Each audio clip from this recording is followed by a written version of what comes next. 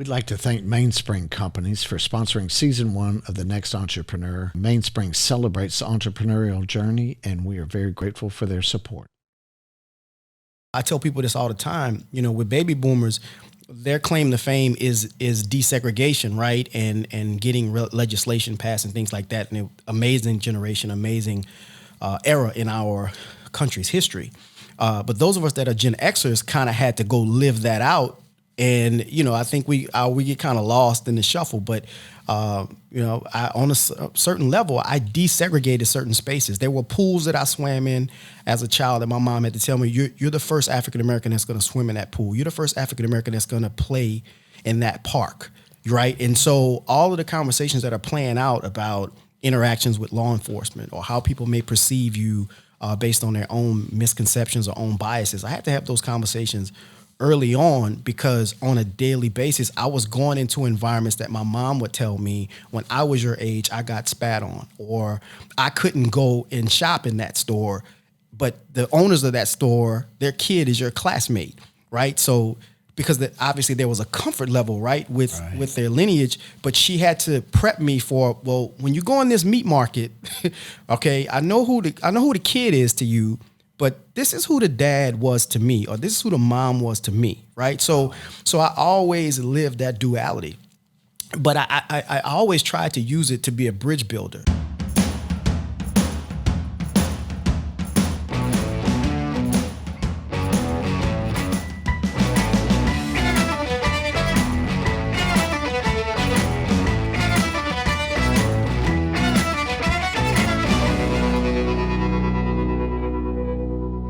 Hello, I'm Andrew McClendon, your host of the Next Entrepreneur podcast. I'm here today with our producer, Mr. Daniel Sagona, with Propel Productions, and our guest today is Terry Simmons. Terry, welcome to the podcast. Thank you for having me.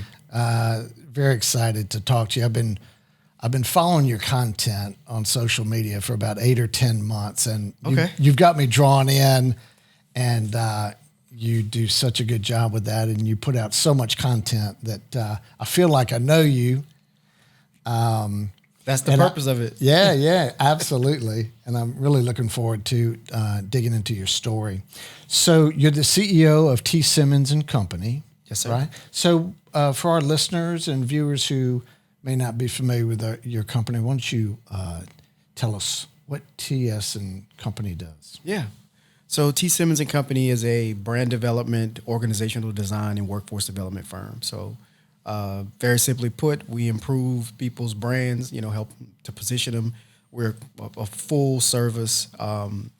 We offer full service media services. So we've got in-house graphic designers, web developers, video editors, videographers, content writers, the whole nine. So, so that's kind of the client-facing piece of it. We also, from an organizational design standpoint, I tell people all the time, it makes no sense for me to make your phones ring if you don't know what you're going to do when the phones ring, right? So we make sure that they have the right processes, the right industry-based softwares. We're not a tech firm, but we do a good job of researching what can make your business run more efficiently. How can you duplicate yourself? Because a lot of times we're working with small businesses, that have under 50 employees in a lot of cases. Yeah, I was going to ask you, is there a typical type client that you serve? Yes and no. Or is it kind of across the board? Yeah, so I've got kind of two parallel paths, right? So there's probably 80% of my clientele female-owned businesses. Really? Most are micro enterprises and small businesses. Let's just say anywhere from $500,000 in gross annual revenue to $5 million would be probably about the ceiling, right? And those will be more healthcare related businesses that are larger, right? They're doing business with insurance companies, Medicare, that type of thing. But we've got your traditional salon, with 8 chairs, and they do $700,000 a year, right? So that's one segment of our client base. But then on the workforce development side, we're dealing with trade associations, Fortune 500 companies for the most part, because these are companies that are looking to essentially fill their workforce pipeline for the future. They may be predicting some type of talent shortage, or maybe they're trying to diversify their talent pool. And so they reach out to us because, we kind of have a mixture of experiences where we can brand the opportunities, but then we also understand how to kind of serve as an intermediary and work with, the K through 12 system, the community technical college system, the university system, and in communities where maybe sometimes corporate heads, they may consider some communities difficult to reach or difficult to mobilize. And I think we do a really good job at kind of walking in the middle of the aisle, understanding the corporate side, understanding the type of talent they need, and being able to go into the community and cultivate that. So, we've got two sides of the house that are dramatically different. On Monday, I might be working with a speech pathology business that's got 7 employees and, $400K in revenue.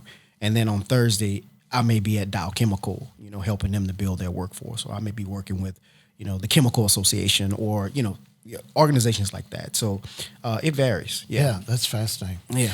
So it looks like you subscribe to the theory of working for yourself.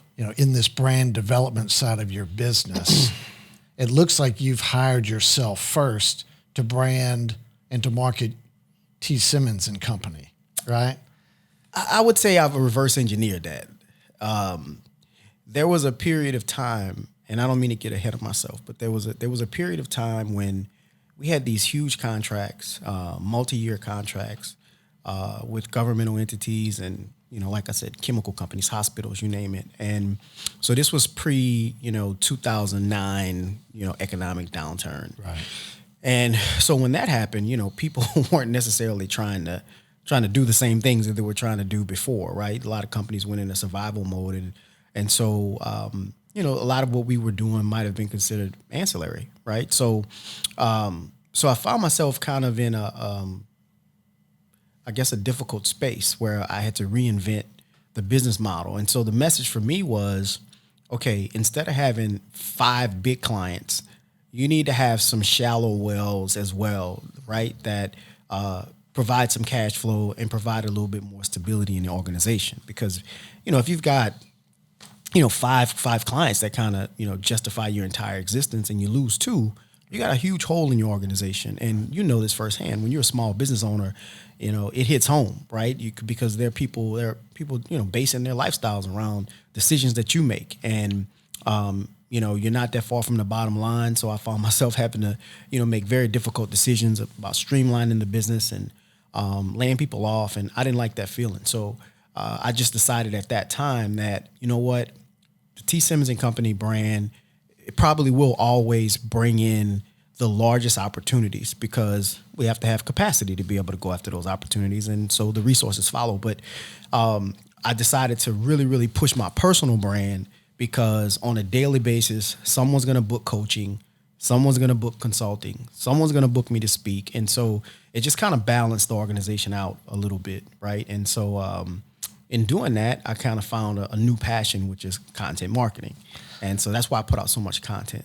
Yeah, and your prospective clients can see what you're doing and say, hey, I'm okay. You clearly do that well, and I would like for you to do that for me. So that's cool.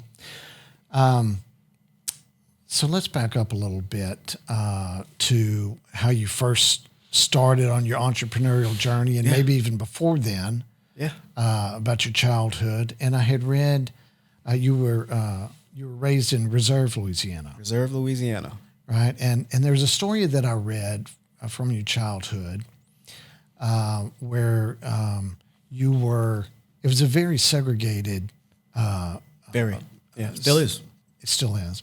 And so you were going to an all-black school, and then your parents changed you to almost essentially an all-white school. And there was a story in there about, what you had to, what you learned from that. And I was wondering if you could share that with us. Yeah. And I would say that those experiences continue to pay dividends. More so than my formal education. I would say even more so than a lot of my experiences in business over the last almost 30 years. Because it gave me I guess, a social education, and I think it helped me to become emotionally intelligent, empathetic, and very sensitive to other people's cultures, other people's customs, other people's experiences. But yeah, so growing up in Reserve, most people probably aren't even familiar with where Reserve is because there's no exit, right? So you either got to get off in St. James Parish in Gramercy, or you got to get off in Laplace, and that means you got to pass it up and go backwards to get to it. So it's kind of like its own little peninsula, so to speak. But a coastal community, I could walk to the head of my street and walk across the levee and be in the river, essentially. So, so I grew up a country boy, and a lot of people that know me now, they can't see it because I guess, this whole entrepreneurial CEO persona, but man, at the end of the day, I grew up doing all the stuff that you grew up doing in the country. You know what I'm saying? Riding four-wheelers, crawfishing in the ditch with some salt meat, like whatever country type stuff you could do, I did it. And so it was a rich and beautiful upbringing in that sense because it was so simple, and that's where a lot of my, I guess, appreciation for being able to learn from anyone, because a lot of people that helped shape me outside of my parents, I had great parents, but the people in my community that shaped me, a lot of them didn't have a lot of education, but they had just old school country principles that I live by to this day. You respect all people, you look people in the eye, you live by your word. And so a lot of that comes from my upbringing, and I take those things with me in business. But I believe it was second grade. So my parents had divorced. My dad was from New Orleans, and my mom had graduated from Dillard University. They were together, I don't know, maybe 5 years, and decided to separate. Always had they maintained a good relationship. My mom remarried, and so we moved back to what was her hometown of Reserve. And my mom is obviously, she's a baby boomer, right? And so African Americans that are baby boomers, they really hang their hat on formal education. And I think she was concerned that if I was essentially going to school in the same community that I was being raised in, and I wasn't getting diverse experiences, right? And those are kind of her words, not mine. And so she decided, you know what, I'm going to roll the dice and I'm going to send you to St. Peter's, which was essentially the white Catholic school in the community. Now, those of you that aren't familiar with, speaking to your listeners, with the way Reserve is structured. So Central Highway essentially divided the community, right? And everything west of Central Highway was probably 90% white, and just the opposite east of Central Highway. I lived on East 14th Street, and that was it still is affectionately known as Silvertown. And it was one street over from the housing project. So if you can visualize this, right, I grew up in a working class household. My stepdad worked in the chemical industry for 30 years plus. He was also a very good skilled craftsman. So he always had, construction jobs essentially on the side, but then the plant was kind of the bread and butter. My mom didn't work, even though she was formally educated. She decided that staying home with her kids was most important. And I think that really helped us, in terms of accountability and, knowing we had someone kind of ruling with the iron fist. We couldn't get away with a lot, right? And so, but there was, and even in this small town, so there was everything that I could want to get into. It was accessible to you if you wanted to get into it. If I hopped the ditch and went into the housing project, even though there were some great people that lived there, not trying to disparage them at all, sure. But if you wanted drugs, if you wanted sex, whatever you wanted, it was there, right? In this little town. And so on a daily basis, I was essentially, we were fortunate. There were maybe 3 or 4 families on my street that I would consider maybe lower middle class, right? Or maybe more working class. I mean, I don't know where you draw the line on those classes, but we didn't have a ton of extra, but we had everything. We had all of the necessities, right? Maybe 3 or 4 families on my street that I would consider in that category. Everyone else was pretty much extreme poverty. Right. Now, I don't know that I realized that growing up because it's just your normalcy, right? But then when I would go, to school, I was going to school with people that had dramatically different backgrounds, right? So I believe when I got to St. Peter's, there may have been a little over 500 students, maybe 6 to 10 were African American across all grades. It was a K through and you were 8th school. What grade at this point? I was in 2nd grade when I went there, right? So you changed to this all-white school in the second grade, right? I can remember So there are certain things that are a blur, from that early on. But the day that I walked into that classroom is one that I can mentally put myself back into that, because my mom didn't prep me. She didn't tell me that, okay, she never made me feel like it was something that it needed to be adapted to. And so she just kind of, just threw me into the fire, so to speak. Right. And so I had to adapt, right? And so you can imagine, this is second grade. I mean, we're talking maybe 81, if I had to guess, right? Without doing the math. So I tell people this all the time, with baby boomers, their claim to fame is desegregation, right? And getting legislation passed and things like that. And amazing generation, amazing era in our country's history.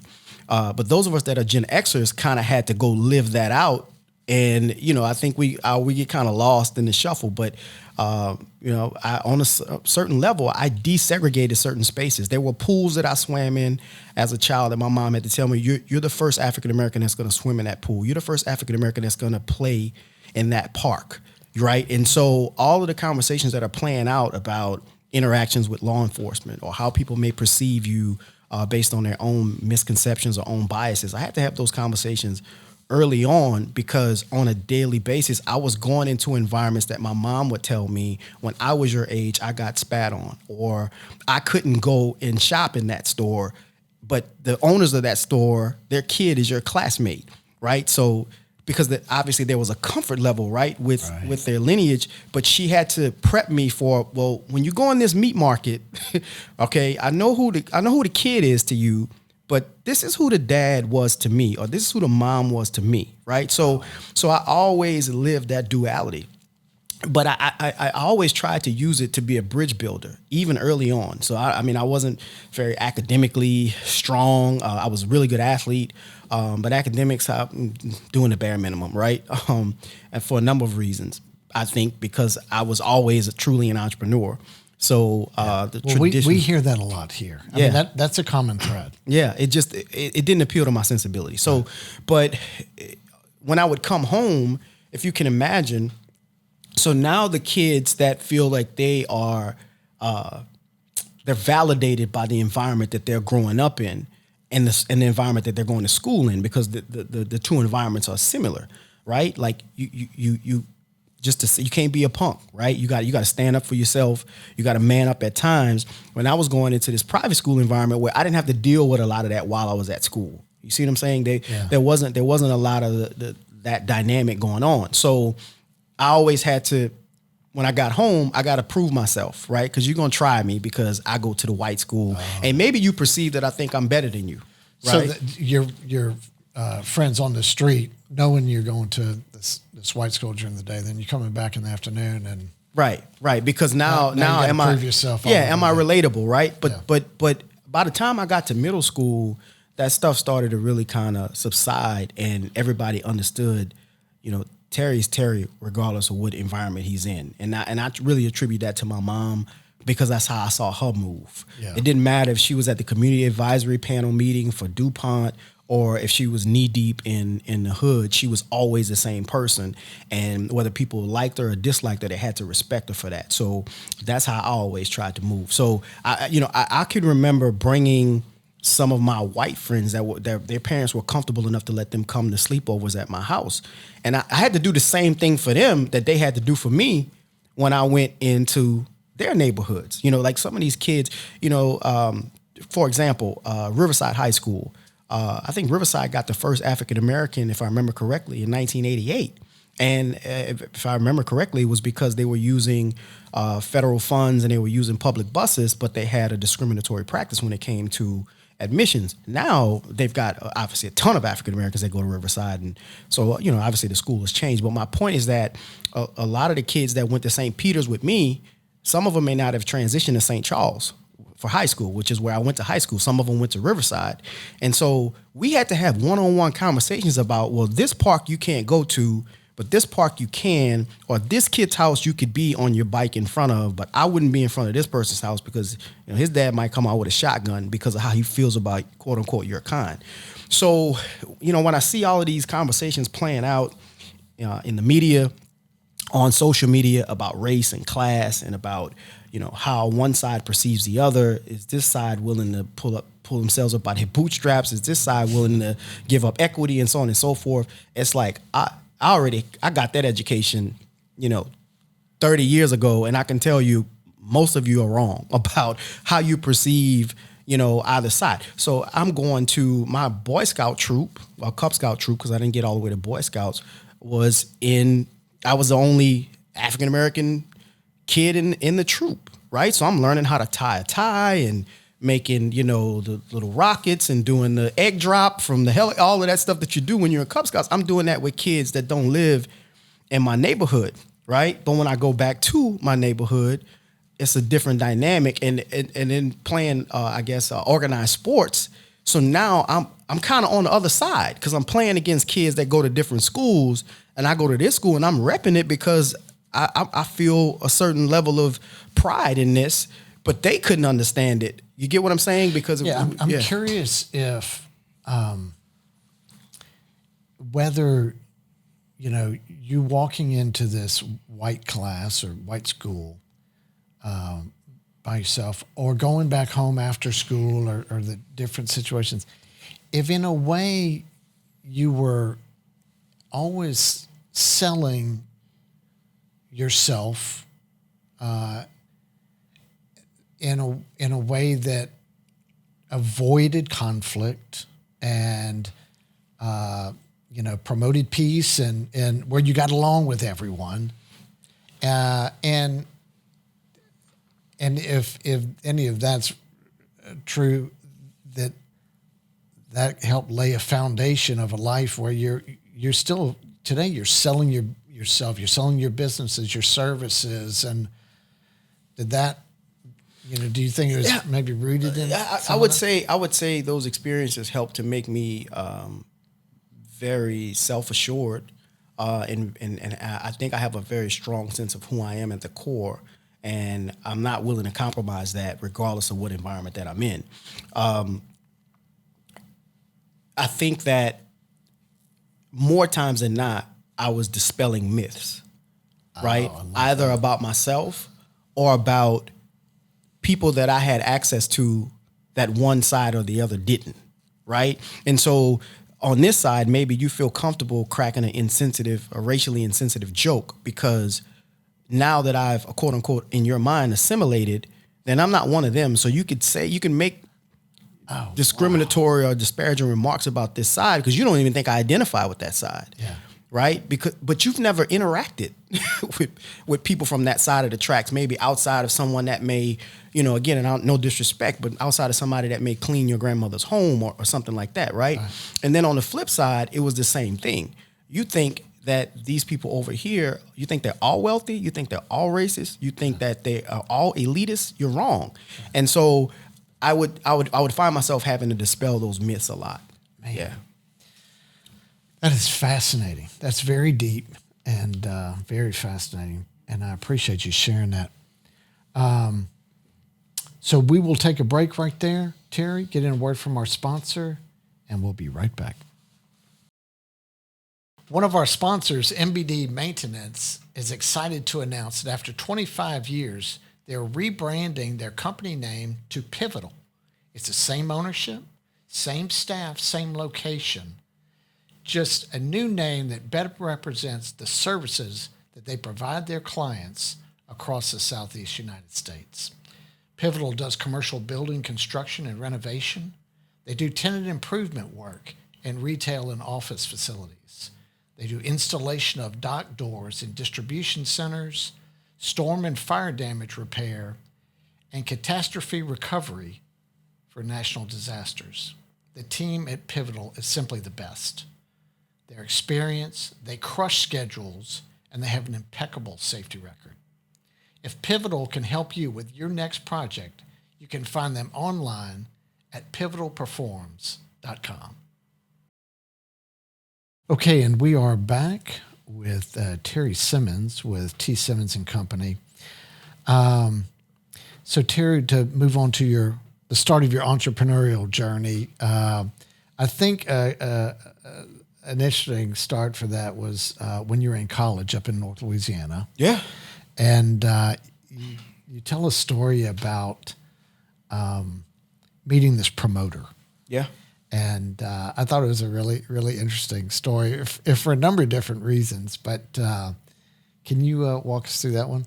Yeah. So, okay. So when I graduated from high school, like I said, I was a pretty good athlete. So I didn't have it out of my system yet. So I got an opportunity to play football at what was Northeast Louisiana University at the time. It's ULM now, and did that for a couple years. Really impactful experience on my life because there were about 23 guys that had long NFL careers on those teams, even though it was a 1AA regional school. I mean, James Folston, Stefford Williams, Larry Wiggum, Roosevelt Potts. These are guys, if you look up Jeff Blackshear, I know I'm catch some stuff because I'm leaving guys' names out, but a lot of really amazing athletes. So I quickly realized that you're good, you ain't great, right? So ACL injury, and at my size, playing that game and kind of losing a step, I decided it was time to do something different.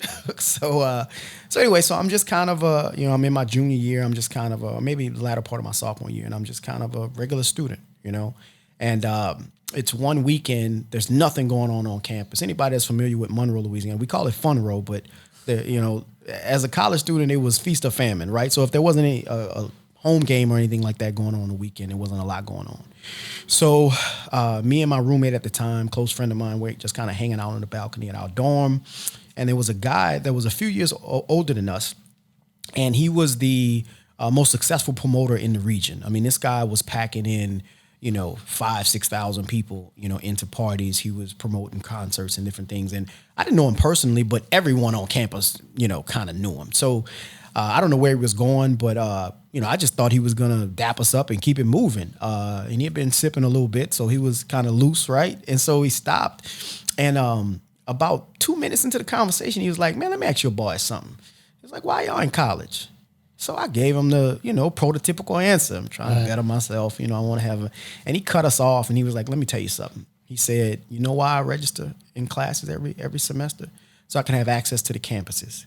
He says, "I withdraw from these classes right before the drop date every semester. I have no intentions on getting a college degree." Now, mind you, I'm a huge advocate for college, for education. So I'm not saying that he was right, and so he starts breaking down the numbers, right? He's like, "Look, and we had gone to his party, so we knew he wasn't fudging on the number of people that were in the party. So he's like, okay, if I'm charging $10 to $20 per person, he's like, I don't pay a rental fee for these facilities. I give the owners of the facilities 10% of the gross revenue. He's like, I pay a few police officers to man the parking lot. He was like, I pay football. And I knew he wasn't lying about the football players. Because I'm like, yeah, most of my teammates that are big, they get into parties for free, but they got the security T-shirts on and they're just making sure nothing pops off. And so when he broke it down, I'm like, this dude is making $30,000 an event. This is 1993. Oh my goodness. This guy's making $30,000 an event. He's doing it twice a month. He hops a flight back to Cali. He's a licensed lifeguard, so he sits on the beach and lifeguards to make extra money, whatever that means when you make it $30,000, and then flies back to Monroe and does it a couple more times, right? I was fascinated by that. I was just fascinated. And so immediately the light bulb goes off. So I'm listening to him. As soon as he walks away, I tell my partner, I said, "We're in the promotions business officially right now." So he goes, so my boy was from Natchitoches, right? True story. So he goes back to Natchitoches. A cat named Ellery Bush. His older brother was a close friend of mine too. His name's Darryl Bush, and we're still all close now. But he goes back to Natchitoches, and it's like the goal this summer is to just stack chips, right? So he goes back to Natchitoches, does whatever he does to make money. I go back to Reserve. I work 3 jobs that summer. I'm working in dietary at the hospital.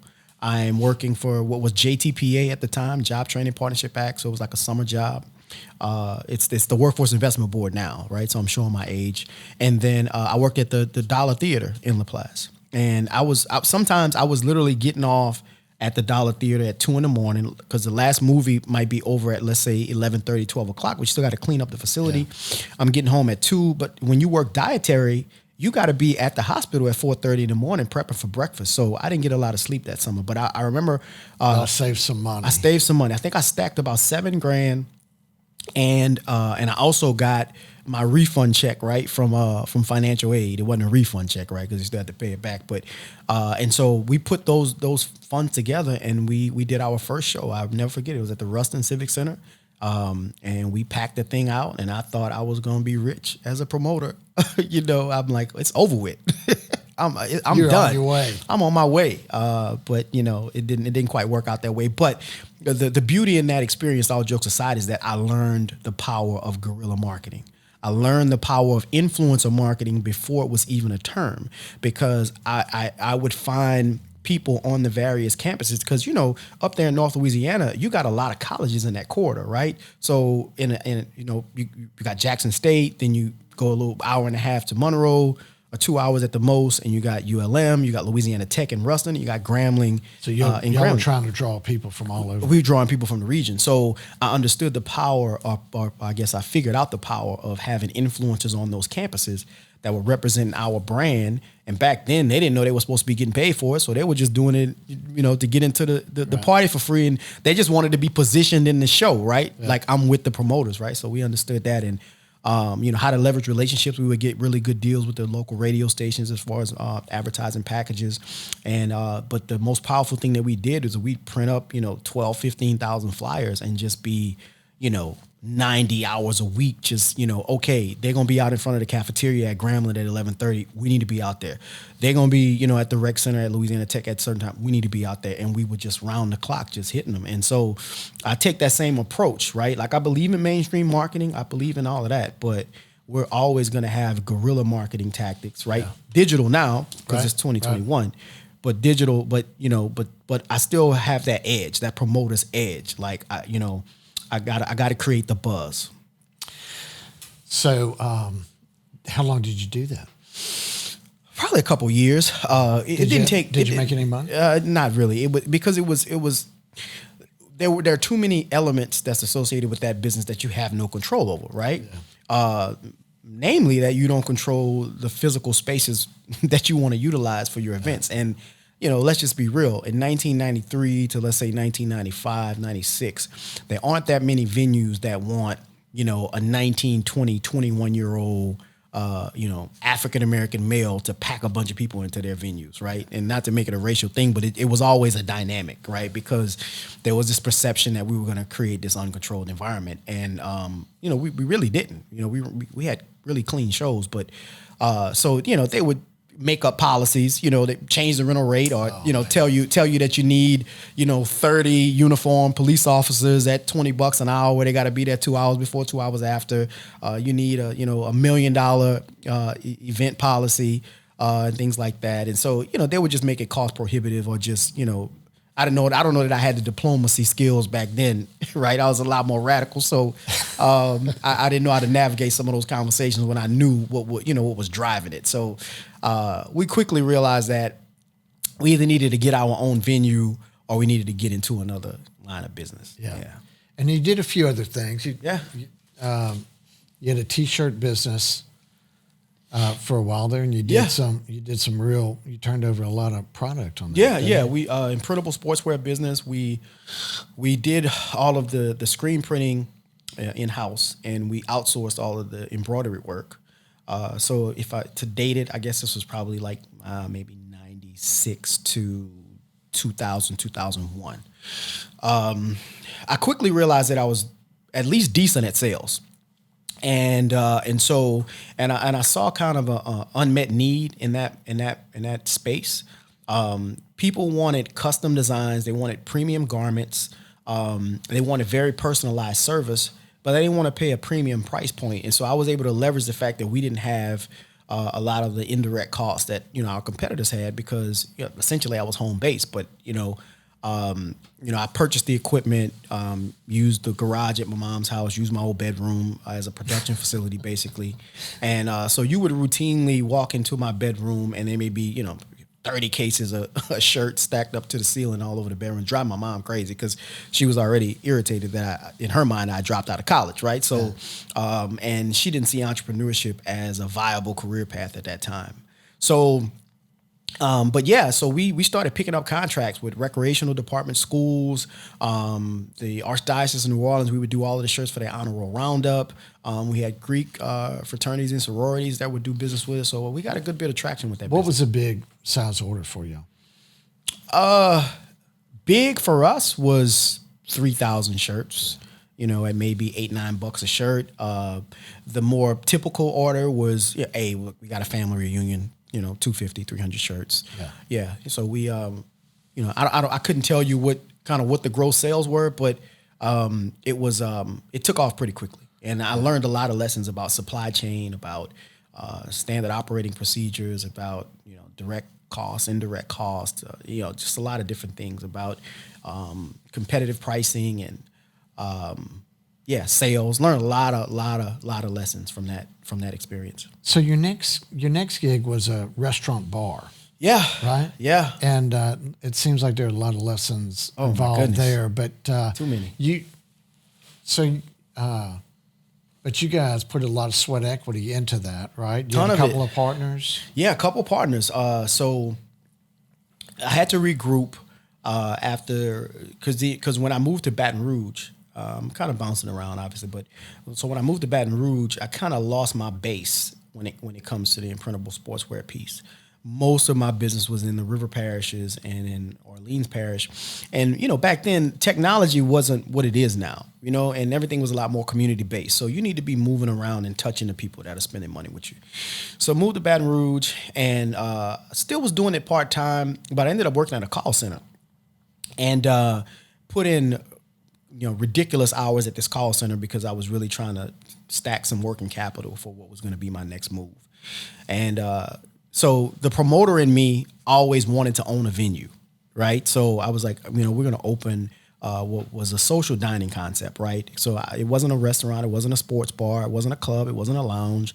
It had some elements of all of that. Right. But again, this is 2001, so that was a foreign thing to Baton Rouge, and obviously, like the ordinances and stuff like that around alcohol and beverage control, they don't really lend themselves to that type of a concept. A little bit more now, but definitely didn't then. Right. So long story short, we find this old Godfather's Pizza building that had been kind of out of commerce for probably about 5 years.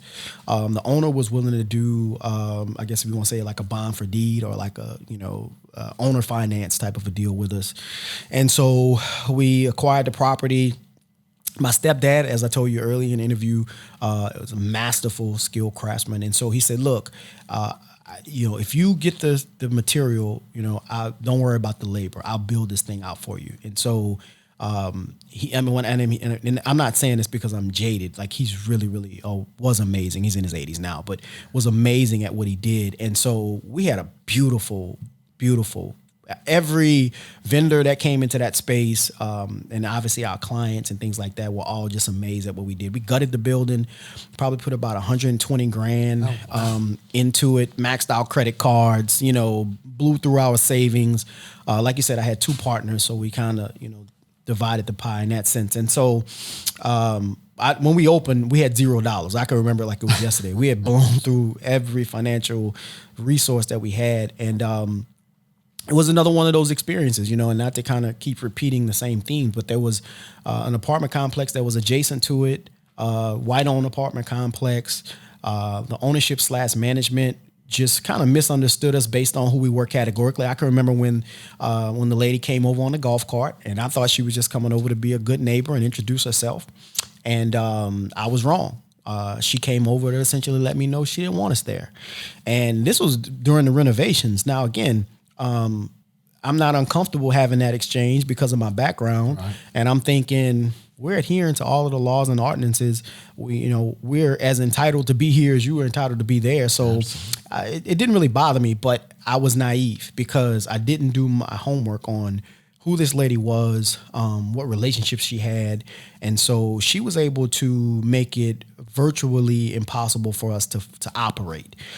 Because she had relationships with most of the regulatory bodies from ABC Board, ATC, the Board of Health, and local law enforcement. And so when you're constantly having to address those things, even if it doesn't materialize, then you're not running your business. And so eventually she was able to create the perception that we were disrupting the health, welfare, and safety of her tenants, which it just wasn't true. So you were able to get open. We got open, and not to get too far into it, but we got open on a temporary license, and those temporary licenses were kind of provisional. I'll just use that term. Yeah. And so it wasn't that we lost our license. It's just that they stopped giving us temporary. They went and dug into, some old law and said that because it was out of commerce that the property returned to a generic zoning, and so it wasn't CAB 2, that it was a C1 zoning. So then we had to go through the whole ways and means analysis. We had to go before planning and zoning and do all this stuff, and so we probably operated for maybe about a year without having alcohol. And obviously the type of concept that we had, we kind of needed alcohol. Well, It doesn't sound like you got your money out of that deal. Oh, no. Took a big L, but it was the best thing that ever happened to me. So walk us through how you started T. Simmons and Company. Yeah. So all of these experiences, whether it be as a promoter, whether it be the imprintable sportswear, whether it be the restaurant, I'm learning valuable lessons about how to start, grow, and scale a business, right? How to deal with regulatory, how to brand, how to sell, sales protocols, how to hire people, how to train people, how to manage people. I'm learning these lessons. And so I guess by maybe, let's say 2002, so this is on the tail end of the restaurant, I got to regroup again, right? So I take a job at a local middle school. I think I was making like $14,000 as a paraprofessional, right? So I'm really humbled. I'm going from being a business owner in a high profile business, right? When you're a restaurant and bar owner, a lot of people know you, right? So now I'm at this middle school, and so I did that for like 2 years. But the beauty of me doing that was that it forced me to really reevaluate not only what I wanted to do, but how I wanted to go about it. So, I knew entrepreneurship was always going to be a thing. But I think at that point, my social entrepreneur side kind of came out, right? And so I'm sitting at this middle school. The school was in corrective action at the time. And so there's a lot of community leaders coming through, whether it be business leaders, elected officials, big wigs with the Department of Education and things like that. And so even though I was only making $14,000, I carried myself like I was like the principal, right? So I don't think very many people knew that I was a paraprofessional. And so I started building a lot of relationships. So just to keep myself sharp, I started writing, if you want to say programs, right? I don't like to use the word programs because people immediately think nonprofit, but I started creating solutions for what I was observing in that community around poverty, around workforce, around small business development. These were just my thoughts. I didn't know that these thoughts would have value, right? So fast forward, early to mid 2003, I take a second job. At this point, I've got a daughter, right? So I've got to think about life a little bit differently. I roll back in school to get my degree, and I started working part-time at a resource center for educators. And inside of that resource center for educators was a small nonprofit that was essentially a workforce intermediary, right? Now, I didn't know that at the time, but I'm at the front desk while I'm at the resource center just working part-time, and I'm still working on these solutions to the problems, right? And so this young lady, I haven't seen her in probably 15 years now. I'll say her name. Her name is Katie Taylor. She was working for a company called Career Builders of Louisiana. It was led by a lady by the name of Stacy Chasson, who is still, very influential in my life to this day. But so she walks up and she says, "Every time I walk up here, I didn't know her. She said, "Every time I walk up here, you're writing something. What are you writing?" So I tell her what I'm writing. She turns red as a beet and she says, "Don't move. I'm going to get Stacy." So long story short, they come and they say, "Look, we just got this multi-year, multi-million-dollar contract through Louisiana Workforce Commission. We really need someone that understands the landscape of certain communities, right?" And so I'm like, okay, well, and you're right to say like, well, maybe this might be you. It seems like you may meet the, what we're looking for. And I quickly realized, I took the job eventually, and I quickly realized that they need these solutions that I've been developing for the last couple of years. I can remember the federal monitor, because it was federal resources that we were using that was funneled through the state agency. He comes down, long story short, the plan that they had been working on prior to me coming on board, he's not willing to approve that plan. It's not grimy enough for him. I'll just use that. It's not grimy enough, right? So now let's go back to my reserve days. I know what he wants. I know what he's looking for. I know what landscape he wants to fix. And so I remember I said to him, I said, his name was Dr. Jim Hyman. I said, Dr. Hyman, respectfully, I said, if you'll give us a 2-week extension and allow me to bring some form to what I've been working on, I think I can develop something that you're going to really be interested in funding. So I do that. We get funded. It's a 7-figure contract. So I go from a $14,000 a year job, kind of back in school, just trying to figure it out, working, to now I'm managing this 7-figure contract. And so that organization was pivotal in terms of catapulting me where I am now, because it gave me a level of visibility that I didn't have prior to, and eventually was able to grow. And I hate talking numbers, but I guess, people need to understand, I guess, the scope. But so probably when I started with the organization, it might have been a $350,000 a year nonprofit, right? Just doing great work, though. Right. 3 or 4 years later, I found myself, I started a management company. The board hired my management company, right, to continue to grow the nonprofit. And we were able to grow it to a $1.5 million organization. And so that was kind of the catalyst for T. Simmons and Company, because, and again, I'm bouncing around, but we had this huge contract, and when the bottom fell out of the economy, we kind of got eliminated. And so, the organization folded. And that was tough for me because I love that brand like it was my own, right? And this is the first time I think I've ever told this story publicly, just because I just haven't. But I still have to make a living, right? So I'm like, all right, well, you're now in the consulting business. And so from there, I started picking up, small business clients, again, trade associations, chemical companies, credit unions.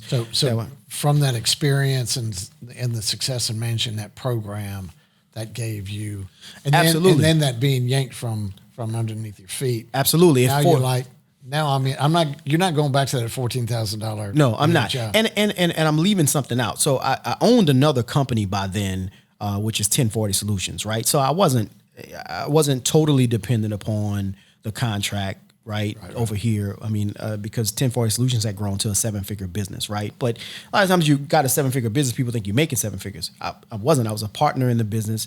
It had 5 Baton Rouge locations, 35 employees. We were doing great business, but I took a salary from that business, and we divided whatever was essentially left at the end of the year. So it was still supplemental income for me, and it wasn't my primary profile either, because I'm not an accountant, right? So it was an accounting practice that I invested in. Sure. And so, well, let's take a break there. Let's talk about 1040 when we get back from this break. And then I got some other things I want to pick your brain on about branding and things like that. So let's get a word from our sponsor, and we'll be right back. Let's do it. We would like to thank GearTrain for their support of the Next Entrepreneur podcast. GearTrain is a national program management company that specializes in the inspection and audit of conveyor systems, VRCs, robotics, and material handling equipment. GearTrain also manages routine maintenance and repair programs, as well as emergency callouts for clients all across the United States. GearTrain technicians have the experience to keep your automated equipment systems running at peak output. For all of your inspection, audit, and maintenance needs, reach out to GearTrain. They can be found online at geartrainperforms.com. And we are back with Terry Simmons, CEO of T. Simmons and Company. Terry, you mentioned 1040, an accounting firm. Yes. Tell us about that experience. Yeah, and not to confuse people, I know very little about accounting, right? But I know a lot about business. I know a lot about infrastructure. I know a lot about branding. I know a lot about recruiting talent, developing talent. And so, but you had invested in this. Yeah. Firm. So look, I tell people this all the time. I didn't have mentors. I had messengers, right? So all of the stories that I've kind of told, there was always someone that was, pivotal in that story, right? And so in this particular case, it was Quintina Ricks, who's my business partner, and also my girlfriend. So we met through a mutual friend, right? This mutual friend says, hey, look, I'm having a birthday celebration at, I don't know if y'all remember Fox and the Hound over there off College Drive. Yeah. She's like, we're just meeting up at Fox and the Hound and, we're just going to have drinks. So I'm like, all right, cool. I'll show my face. So I come through and, me and a friend of mine are just kind of hanging out. Not a whole lot going on. And I'm like, look, I'm about to go and tell the guest of honor that we're going to transition to another spot. So I walk to the head of the table, pin some money on it that, Black folks, that's what we do for people's birthday. We pin money on you, right? So I pin some money on her, and she says, "Well, look, before you go, I want to introduce you to, a friend of mine. The two of you are like-minded. You should know each other." And so she pulls out. Initially she pulled out a Blue Cross Blue Shield business card, but then she pulls out a card that said Tina's Tax Service on it, and we laugh about it because it had these little technology icons on it and stuff like that. And so I'm a brand guy, so and I also don't really have a filter sometimes. So I looked at our card and I was like, where you got these from? Vistaprint? I'm trying to, I'm messing with her, right? So she kind of laughed it off and she was like, well, but what you talking about? What you got going on, right? So I ran into her about what I had going on. And so we ended up establishing a friendship because the dating thing came a lot further along.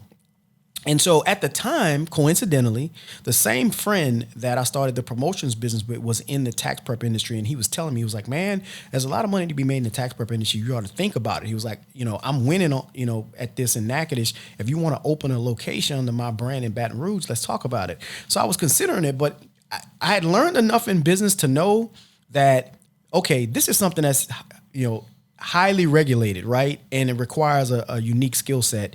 Don't get into this if you don't have someone in your corner that has those credentials. So I was kind of, non-committal with him. Well, so then I meet Quintina and so we start talking and I realized she's, she's got this really successful home-based business outside of her corporate career, right, as an accounting information systems professional, right? And so we talked over a series of months and finally decided to go into business together. And I told her, and she can vouch for this. I said, look, if we go into business together, you're going to quit your job within 90 days. And she's like, now mind you, I'm not really winning big in business at this time, right? So she's probably thinking, all right, you kind of regular with it. Like, what makes you think this is going to be I said, because everything that I've learned up to this point, the wins and the losses, I can pour into this concept, and you got the credential piece of it covered, right?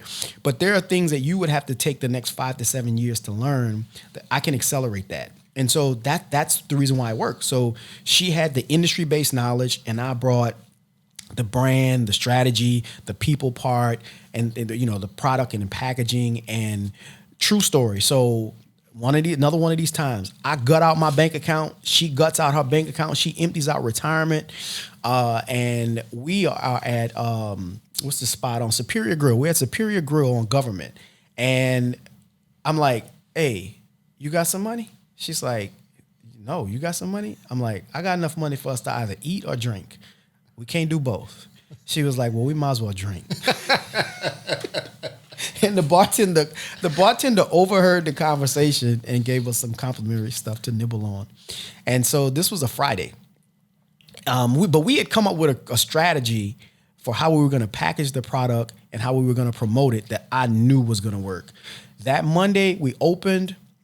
I had another office our first office was on Dalmore, right next to the Texas Club. For people that are from Baton Rouge area, that you have them a landmark. Some people call it Mall City. And my office, I had another office that was a quarter of a mile from there. I get a call from Tina. She's like, get over here. I'm like, what's wrong? She's like, just get over here. She's pulling her hair out. So I'm like, man, what's wrong? So I pull up. There's literally a line out the door. Right. So life changed at that point. And so next year. Because y'all had done this marketing. Oh, my goodness. Like we what are you doing? Handing out flyers? It was every guerrilla marketing tactic you could think of that was available to us in 2004. Right. So 2004, 2005. And so everything from text blasts to corrugated signs to flyers to influencers in different communities that were rep t-shirt. I mean, whatever you could think of, we were doing it. But it wasn't just the volume. It was how the products were contextualized, how they were packaged. It was different than what everyone else was doing, right? Because you had the mainstream brands and then you had the independents. None of the independents had a mainstream feel to their brand. None of the mainstream companies had guerrilla tactics. We had both. Yeah. Right? So we had an instant credibility because of how the brand was packaged, but the placement of it was very in your face and edgy. So we were still approachable. And we also made sure that our locations were neighborhood commercial. That was a big thing for us. We didn't want to be on a major thoroughfare. We wanted to be one block off a major thoroughfare where residential felt like we were kind of a part of the community. So that was a big strategy for us. So year 2, we opened up 2 more locations. We had 3. Year 3, we opened up 2 more locations. We had 5. We're 35, 40 employees, 7 figures in revenue. We're winning.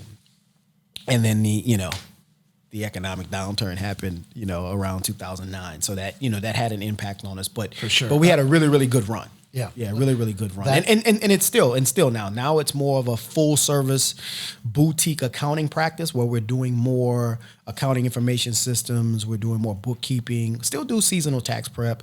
We're doing a lot of business solutions, some tax planning. So it's, we got a beautiful office near Town Center in Baton Rouge off Jefferson where all of these brands are housed, right? So, yeah. And so that packaging that you did for 1040 of the product lines and everything made me think of what you do now with T. Simmons and Company and all the services that you offer there. And your website is truly impressive. Thank you. I mean, it is just, there is so much going on there, and there's so many offerings, and it looks like coaching is a really big part of what you do. Yeah. And you've got a number of different packages it's just very informative and very flexible, and there's just a lot going on there. So, I mean, everything about that I see about T. Simmons and Company is all about branding. Yes. Right? And it's all about communicating your services, your products clearly. I mean, the pricing's there, the discounts are there. Yeah. Each of the packages is well defined. It's very, very impressive. Yeah. So I'm gonna give up a trade secret on that. And my team, we worked on that. We worked on that site intensely for probably about 8 months. I can believe that for sure. Because it just continued to evolve, Right. And what it is now is not what it started out to be, which is a good thing. Right. But we just realized that. Okay, T. Simmons and Company is always going to have its corporate and governmental clients, but there was a segment of the market that was reaching out to me, but I could tell they were like, do I have the resources? Do I have the business acumen? Am I far enough along in my progression to do business with you guys? And I'm like, absolutely. What would make you think that you aren't? But sometimes when people see your high-end, some of your high-end clients, they think, well, surely if you do business with Essential Credit Union or Dow Chemical or, Shell Credit Union, then maybe you don't do business with, such and such hair salon. Maybe you're too big for them. Maybe too big for them, right? Or too expensive. Too expensive, exactly. So I said, well, we need to get a little bit more aggressive with my personal brand and just kind of, create a gumbo, weave all this stuff together. And so that's what TerrySimmons.com is. So I still want to provide the inspiration and the education for those entrepreneurs that are early on in their journey and maybe they can't afford, done for you services. But maybe they can't afford, I've got a entrepreneurship a group called 24 New Millionaires they can subscribe to. It's very affordable. We've got web-based trainings that are extremely affordable on branding, on how to build 7-figure infrastructure, on how to price for profit. And then obviously, like you said, I offer coaching and, and consulting and brand development services and things like that. But it was a lot of blood, sweat, and tears went into that site, and my team did an amazing job on it. So let me ask you, Terry. At what point did you feel like you had your voice to go out on social media and to do the videos and to put out the messages that you do at a pretty alarming rate? I mean, you've got a lot of content out there. Yeah. Did you just always have that from day one when you started T Simmons, or did you have to build up a bit before you? I mean, you could just turn on the camera, you can turn on your iPhone, and you're on. Yeah. And you got product just coming out and content coming out, and it's good stuff. And I could see where it would be very inspiring for, certain business owners. So did that take a while for you to build up to, or was that part of you? Did all the past just kind of lead you there from the start of? I would say it's a combination of both. So early on, I don't know that I saw social media as a medium to promote a small business. And when I say early on, I'm talking, let's just say maybe 06, 07, right? So I'm on it, but I'm just using it to post, pictures of whatever I ate that day or something. I don't know. Which is what everyone was doing. Everyone's doing, right. And then, so here's what happens. So up until that point, I would say up until maybe about 2010, 2011, I'm spending probably about 80 grand a year across all of our brands on mainstream marketing. So we're doing billboards, we're doing cable, we're doing radio, just all of the print, all of the, normal stuff. And then I started seeing diminishing returns on that, like extremely diminishing returns. And I'm like, okay, is it our messaging? Is it our credibility in the community? Like, what's the problem? And I just started realizing, oh, I see what's happening. Social media has given the leverage back to the consumer. So the consumer doesn't have to sit there and watch, commercials in between their favorite sitcom, or, there's satellite radio now, or subscription-based radio services. They don't have to sit there, listen to mainstream radio, listen. And so I was like, all right, we got to get active. And then it hit me. Do the same thing on social media that you did in the streets when you were a promoter. Get grimy, roll your sleeves up, right? Because, success can soften you sometimes, right? So, even though I run a small business, relatively speaking, we do pretty well, right? So you can become comfortable doing the same thing over and over again. Well, let me call my radio rep. Okay, all right, this is the schedule. Let me call my Lamar. And you kind of check that box. You could check the box. And you feel like, I've done it. I've done it. I'm running that ad. Yeah. I've done that marketing campaign. And yeah, so social media was disruptive to that, right? Yeah. So it shook the game up. But then I was like, okay, it shook the game up, but like, you built for this. You really kind of have built your career on finding the nooks and crannies and being crafty, right? Being agile, being aggressive, being unconventional. An opportunist. Opportunist, right? So I'm like, all right, well, we're just going to go back to what we know. And so the volume that you see us put out, so now we're getting into kind of the business model. So I'm thinking, all right, well, if I have to have capacity to do this for clients, why outsource it when I can buy all of the technology, buy all the equipment, acquire the talent, which obviously lowers, my cost, right? So I can offer it to my small business clients at a price point that's a lot more palatable for them. But then now I can do it for our brands at pennies on the dollar. Right. So a lot of people, it's no matter how many times I say we have the internal capacity to do all this stuff, for some reason, people don't get it. I think they still think, he's a consultant, and then if I go to him, there's a production company that does this. There's another firm that does the ad placement. No, we literally do everything under one roof. Yeah, go to your website, look under your team. Yeah, look at our team. But I don't know, people miss it. Even some clients. I mean, I'm talking clients that have been with us for a considerable amount of time. Yeah. I'm still reminding them that no, we do all this stuff in-house. Right. And so that was a game changer, because now I'm like, okay, there's some things that I can't control, right? So I can't control whether or not people find me physically attractive or charismatic, or, if they find what I'm saying to be informative or inspirational. I can control the volume of content that I put out.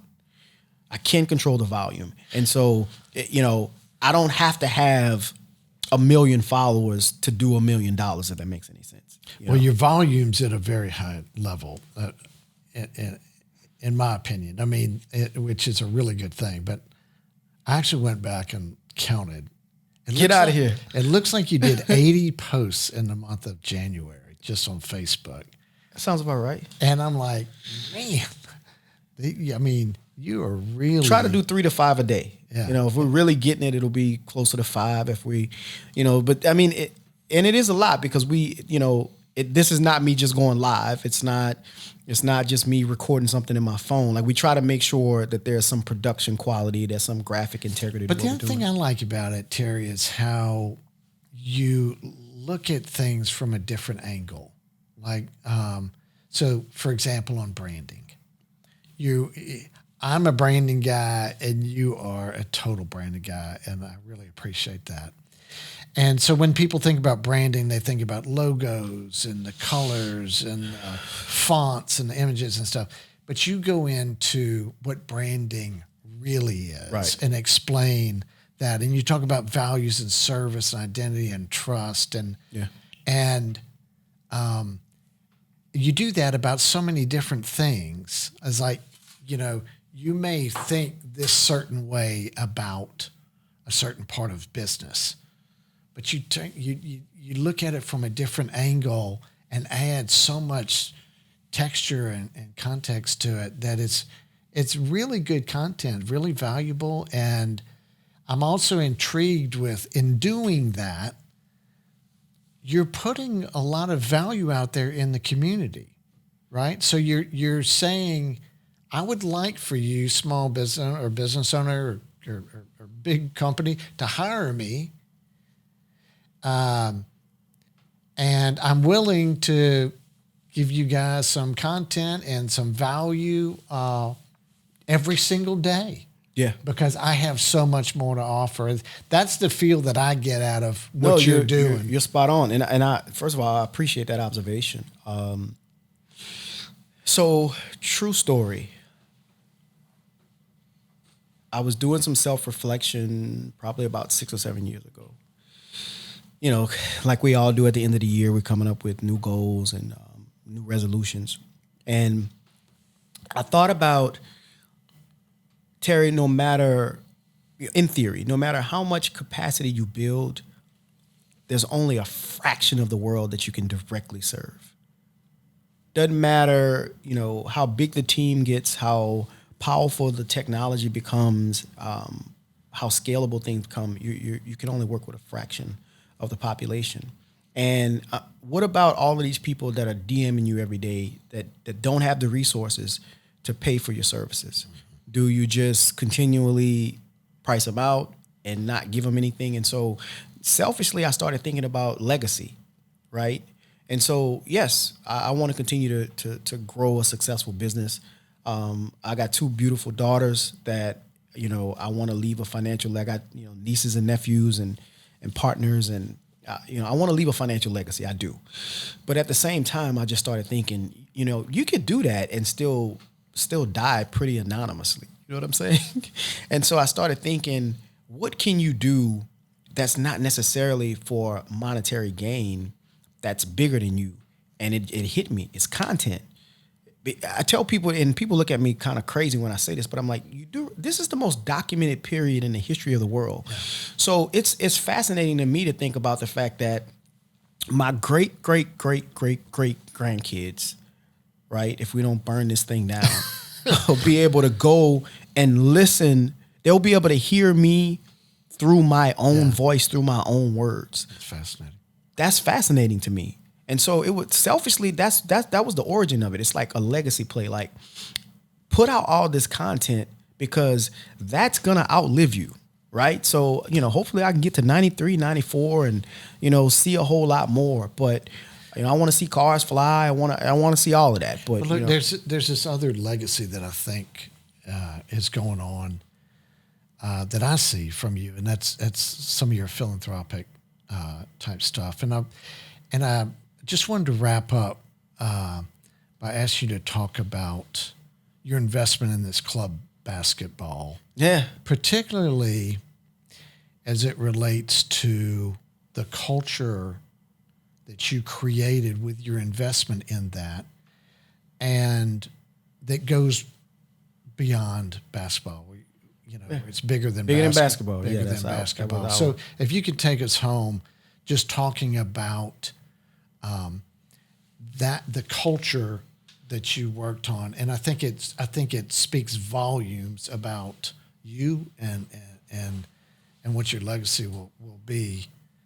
So tell us about your club basketball investment. Yeah, so I wish I could tell you that it started with a big vision, but it actually didn't. It started out as me just being a dad. My oldest daughter was a good athlete, but she wasn't a very skilled basketball player early on. I'm talking 5th, 6th grade early on. And so, signed her up for a couple club teams, and I was disappointed that the culture around club sports wasn't developmental. And I still feel strongly about that. It's very elitist. And so that kid that has some raw ability and a desire to work, a lot of times gets kind of left out of that equation. And so she was early on one of those kids, jump out the gym, run out of sight in a flat, but she just wasn't very skilled. And so after a couple bad experiences, I'm like, okay, Terry, you know the game. You got some resources. Just do it yourself, right? But I didn't know what I was getting myself into. So, club sports is an animal, and there's a lot of talent in the gym. There are some people that live, eat, and breathe, that thing. And so for a couple years, we took a beating. But I said, well, it's going to take us a while to become extremely competitive. But the one thing that we can have is a strong culture. So I started thinking about, okay, aside from the game, what do I really want to teach these young people? And how can I make this bigger than basketball? So I use obviously the branding capacity that we have, and we came up with this big. And so I'm seeing a lot of people use bigger than basketball. I'm pretty certain we were the first to use it. This was back in 2010, 2011. And so what I saw early on was, even when we weren't winning a lot of games, parents were paying attention, other coaches and administrators were paying attention, tournament organizers were paying attention, and I started having people coming up to me saying, I love the way your kids, right? Because, by now it's bigger than my daughter, right? So we got, a full roster. We eventually had multiple teams. And so people are coming up to me saying, I love, how respectful your kids are. I love their sportsmanship. I love their mannerisms when they're on the court. I like how they respect the officials. And so I said, well, bigger than basketball for me means that, yeah, they're learning the game. They have an opportunity to travel. And eventually, we started having kids signing college scholarships. I eventually got into both a boys and a girls team. So I had 3 teams at one point. But I think the legacy for that, and then COVID has kind of disrupted that a little bit, but I'm looking forward to getting back to it. The legacy for that for me is that these kids were getting career exploration. They were getting financial literacy. They were getting cultural development. Let's go to a museum, right? Let's go to a STEM and science, a science center where you can be exposed to different career pathways or things that may make you more academically engaged. And most of these kids, some of them came from, 6-figure households, right? But the vast majority came from, in a lot of cases, single parent households. A lot of cases, there wasn't a father either in the home or that was actively engaged in the child's life. So at a certain point, you're like, okay, I got 45, kids essentially, right, that are looking to me for guidance about, college, about, about relationships, about, you name it, academic decisions they're making. And so it enriched me as much as it probably did them. But yeah, that's one that I'm extremely proud of because we were able to subsidize those experiences. We didn't have any sponsors, we wasn't chasing Nike or going after Foot Locker. We didn't, I dug deep and pulled the resources essentially out of my own pocket. And these kids were traveling to Adidas Nationals, to AAU Nationals, to Primetime Nationals. They were always on the road. Dallas, Atlanta, Orlando, Memphis. You name it, we were there. So, and there's not a day that goes by that I don't hear from one of those kids. That's amazing. You know, not a day goes by. So that's one that I'm extremely proud of, not because of and I got 2 boxes full of trophies at this point, right? So we started, whipping people locally, winning regional tournaments, and being very competitive on the national level. The first class that graduated was the first kid that graduated was in 2015. That kid signed with Suno, if I remember correctly. And then that next year was like really the group that all started together. We had 8 seniors that year. 7 of those kids signed college scholarships.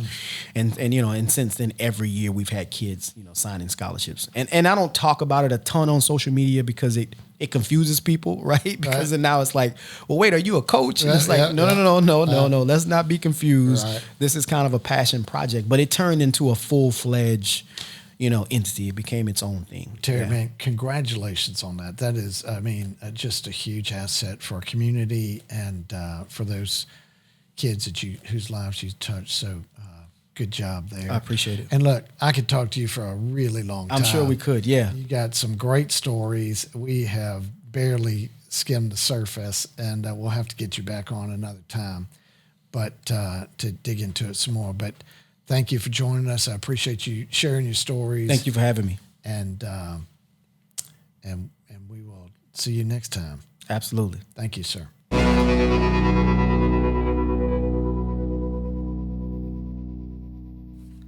Man, what a pleasure it was to talk with Terry Simmons. He is such a fascinating guy and such an amazing entrepreneur. He's really got a lot going on. T. Simmons and Company is putting so much content out there on social media that it's really captivating. You need to check it out. But what I loved about this episode is learning some of the backstory. And, Terry talked about baby boomers kind of coming up with this idea of desegregation, but it was the Gen Xers that had to live it, had to execute on it. And that was his experience, from when he was in the 2nd grade. But there was this theme that continued through his entrepreneurial journey and all of his business endeavors, where he was having to overcome adversity and use that experience that he learned as a 7 and 8-year-old, which ultimately led to the establishment of T. Simmons and Company and 1040 and their success. So again, great conversation. Loved it. I'm so happy he was able to share that backstory with us and his whole journey. And if you want to reach Terry, you can find him online at tsimmonsandcompany.com. We appreciate you listening, and we'll see you next time. Thank you for listening to the Next Entrepreneur podcast. We'd like to thank our title sponsor, Mainspring Companies. It can be reached online at mainspringcompanies.com. If you have any questions or comments, you can reach us at ask@nxtentrepreneur.com. You can subscribe to the Next Entrepreneur podcast on Apple Music, Spotify, Stitcher, or iHeartRadio. You can help support our podcasts by leaving a review on Apple Music. You can follow us on Facebook or subscribe to our YouTube channel. Please share this episode with your family and friends. The Next Entrepreneur is produced by Propel Productions. They can be reached at propelyourstory.com. Today's episode was produced by Daniel Sagona.